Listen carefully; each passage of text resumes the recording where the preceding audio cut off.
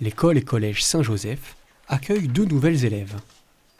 Yulia a 9 ans, elle est ukrainienne et a intégré cette classe de CM1 il y a 3 semaines, après avoir fui la guerre dans son pays.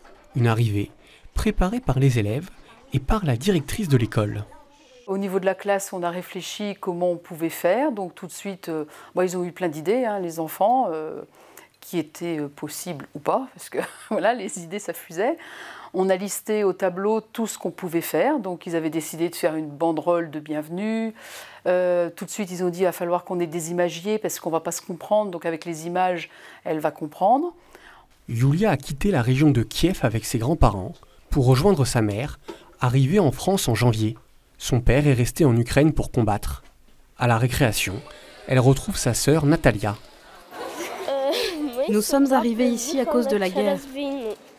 Nous avons traversé la Pologne, la République tchèque, l'Allemagne et nous sommes arrivés en France.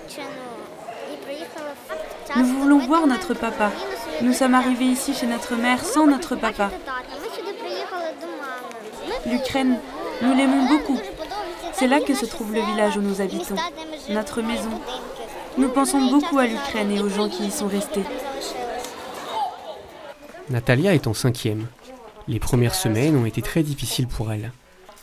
Ce matin, elle assiste au cours de mathématiques.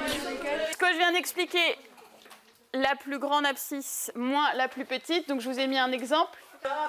Laure Libaud, son enseignante, a dû s'adapter à cette nouvelle élève. C'est difficile de communiquer avec elle. Il y a la barrière de la langue qui pose problème. On essaye de parfois passer en anglais, parfois de traduire en ukrainien. Google Traduction est notre ami assez régulièrement. Je la trouvais très très perdue. Les premiers jours, vraiment, on sentait qu'il y avait beaucoup de choses à découvrir. Et elle était très distante.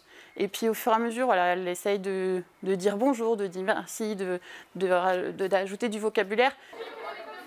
Les camarades de classe des 2 jeunes filles tentent de les accompagner comme ils peuvent. Moi, mon rôle, c'est je suis son tuteur.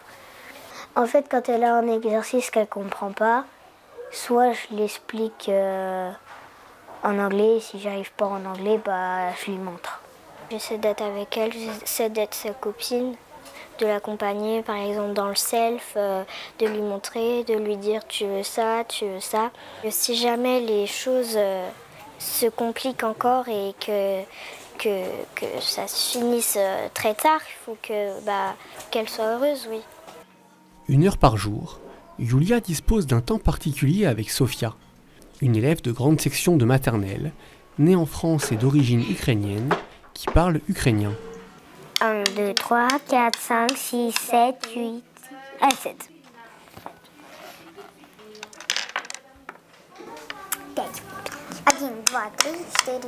Elles parlent ensemble. Elles parlent ukrainien et français. Sofia apprend le français, lui apprend des mots en français et ça lui permet de parler ukrainien avec Yulia. Donc c'est un échange. Donc elle va apprendre la phonologie, des sons qui n'existent pas forcément en ukrainien. Et donc sous forme de jeu. Par exemple, elle joue beaucoup aux petits chevaux. C'est un jeu que Yulia connaît déjà. Pour l'équipe de direction de l'établissement, l'accueil fait partie de sa mission chrétienne. Mais l'histoire de cette famille a un écho particulier pour Daniel Préto, le directeur du collège, d'origine péruvienne. C'est vrai que c'est une histoire qui m'a particulièrement touché au-delà du contexte actuel et du fait qu'elle soit ukrainienne.